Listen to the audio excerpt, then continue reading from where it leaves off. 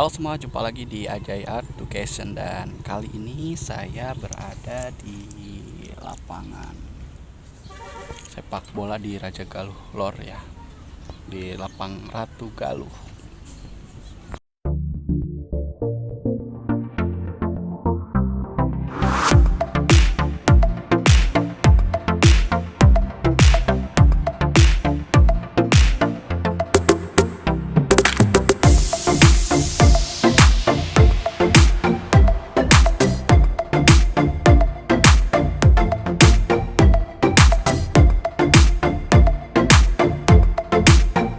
Ya, kali ini saya ingin berbicara mengenai rekrutmen karyawan. Rekrutmen karyawan atau perekrutan karyawan, pencarian karyawan, dari mulai proses-prosesnya hingga nanti mendapatkan karyawan baru tentunya. Yuk.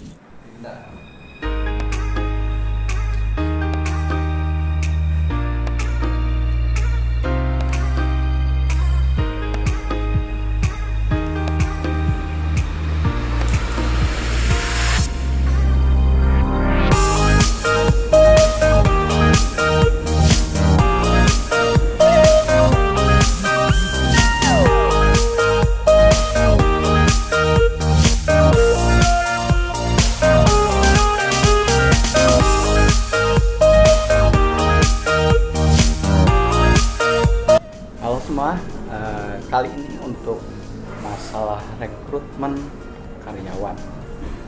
Ya, tentu saja setiap perusahaan punya cara masing-masing, punya prosedur masing-masing bagaimana mereka merekrut karyawan atau calon karyawan.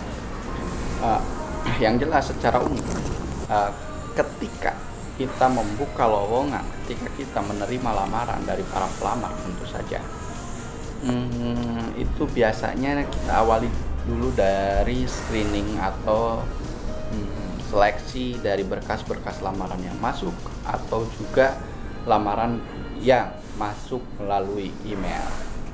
Apa saja yang jadi kriterianya? Kalau saya sendiri biasanya saya akan melihat dari tentu saja untuk syarat-syarat umumnya ya, misalkan lulusan SMA, SMK dan sederajat seterusnya sesuai kebutuhan yang dibutuhkan oleh perusahaan kita. Berikutnya biasanya yang jadi kriteria adalah jenis kelamin. Kelamin ya, maksudnya yang dibutuhkannya cowok atau cewek. Ketika pelamar banyak cowok dan kita butuhnya cewek ya, kita dahulukan dulu yang kita butuhkan. Misalkan posisi tertentu yang ditempati oleh wanita ya kita cari. Dari sekian banyak pelamar itu tentu saja yang kita utamakan ya ceweknya. Kalaupun kita sedang mencarinya butuhnya laki-laki ya pasti meskipun banyak lamaran yang masuk perempuan misalkan, kita akan cari dulu yang laki-laki. Seperti itu. Dan kriteria berikutnya biasanya yang saya cari, kalau yang saya cari itu yang dilihat dari jarak tempat kerja kita ke tempat tinggalnya. Memungkinkan tidak untuk jadwal kerja kita dengan jarak sekian, apakah itu akan menghambat dia bekerja atau bagaimana, ataukah ada kesiapan misalkan dia harus kos, harus kontrak seperti itu. Jadi nanti juga saat tes, saat interview pasti akan ada pertanyaan apakah dengan jarak tersebut sanggup untuk tidak banyak absen, tidak banyak izin, tidak banyak alasan-alasan lain seperti itu.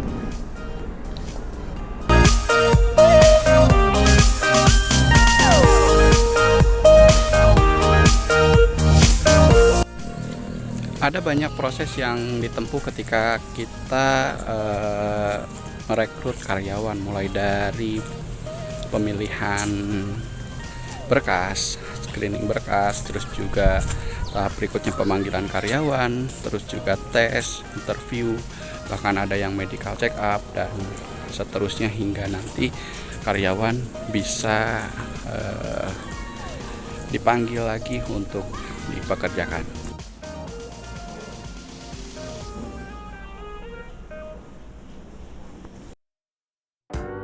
Nah, melakukan panggilan calon karyawan, tentunya nanti akan dijadwalkan untuk mengikuti serangkaian tes dan interview.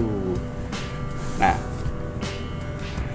dalam melakukan tes juga ada banyak sekali tes yang bisa dilakukan untuk calon karyawan sesuai dengan kriteria yang kita butuhkan. Sebagai contoh, misalkan saya sering kali menggunakan beberapa tes yang ada di sini. Nah, ini biasanya saya suruh mereka mengisi semacam form atau isian data diri. Data diri penting, dan juga ada beberapa pertanyaan yang katanya pertanyaan jebakan sih. Yang jelas ini untuk menguji mereka secara verbalnya ya, atau karangan atau apa ya.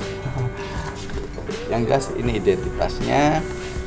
Berikutnya saya juga sering menggunakan tes logika matematika, kayak soal cerita, misalkan soal cerita. Nah,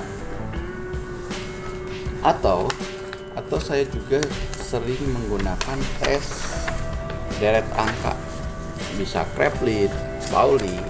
Nah, kayak gini kelihatannya, deretan angka, Kraepelin, Pauli. Atau juga tes gambar kayak tes warteg, WARTEGG ya, warteg ya. Jadi untuk melanjutkan gambar dari bentuk yang sudah ada. Atau juga nah ini biasanya saya menebak gambar seperti ini. Tes psikologi lewat gambar.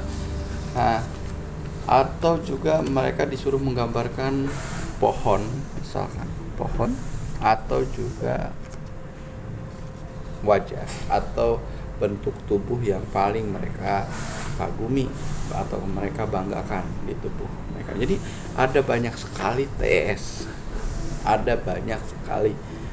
yang bisa kita berikan kepada calon-calon karyawan.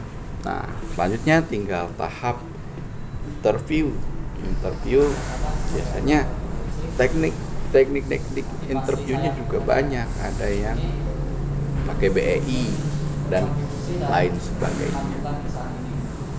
Gitu. Untuk teknik BEI sudah saya pernah singgung di video sebelumnya ya. Nah, itu dia untuk tahap-tahap rekrutmen yang kadang dianggap mudah tapi memang cukup merepotkan, apalagi untuk teman-teman yang memang HRD-nya tunggal. Jadi rekrutmennya dia, penggajiannya dia, terus juga absensi dia, organisasi development-nya dia, semuanya cuma tunggal, maka akan sangat menyibukkan. Tapi apapun itulah tahap-tahap rekrutmen yang khususnya saya lakukan. Lalu bagaimana caranya menilai hasil tes tulis? Nanti saya akan review salah satu atau contoh-contoh hasil dari tes tulis yang sering saya gunakan dan juga hasil interview. Bagaimana cara saya menentukan kandidat mana yang terpilih ataupun tidak terpilih, nanti di videonya. Itu dia beberapa langkah sebelum karyawan baru dipanggil dan akhirnya kita mendapatkan karyawan baru. Jadi ada beberapa tahap yang dilalui, ada beberapa tes sebelum kita merekrut seorang karyawan baru. Nah, itu saja untuk kali ini. Saya Jaja ini, selamat berjumpa kembali di konten-konten berikutnya.